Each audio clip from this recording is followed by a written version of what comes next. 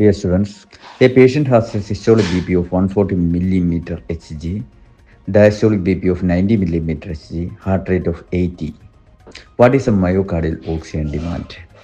Myocardial oxygen demand കണ്ടെത്തുന്ന ഒരു formula നിലനിൽക്കുന്നുണ്ട്. പക്ഷേ മയോകാർഡിയൽ ഓക്സിജൻ ഡിമാൻഡ് ഡിപ്പെൻഡ് ചെയ്തിരിക്കുന്ന ഏറ്റവും ഇമ്പോർട്ടൻ്റ് ആയിട്ടുള്ള ഫാക്ടർ എന്താണെന്ന് ചോദിച്ചു കഴിഞ്ഞാൽ എത്രമാത്രം കൺട്രാക്ഷൻ ഹാർട്ടിന് നടക്കുന്നുണ്ട് എന്നതിനെ ആശ്രയിച്ചിരിക്കും.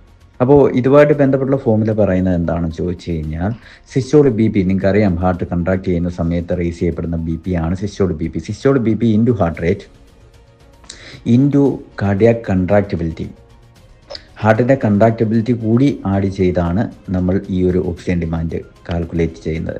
ഡിവൈഡഡ് ബൈ 100 ഇത്രയാണ് അതിനകത്ത് വരുന്നത്. ഇതിനകത്ത് വേരി ചെയ്യുന്ന ഫാക്ടർ ഹാർട്ടിൻ്റെ കൺട്രാക്ഷനാണ്. അത് നോർമലായിട്ട് എടുക്കുന്നത് 1 ആണ്.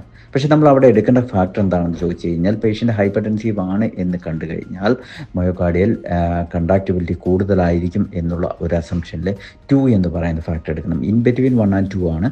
സോ 2 എന്നുള്ള ഒരു ഫാക്ടർ അസ്യൂം ചെയ്ത് നമ്മൾ കാൽക്കുലേറ്റ് ചെയ്യേണ്ടി വരും. അപ്പോൾ ഇവിടെ നമുക്ക് ആ ഒരു കാൽക്കുലേഷൻ എങ്ങനെയാണ് മുന്നോട്ട് പോകുന്നത് എന്നുള്ള കാര്യം പരിശോധിക്കാം.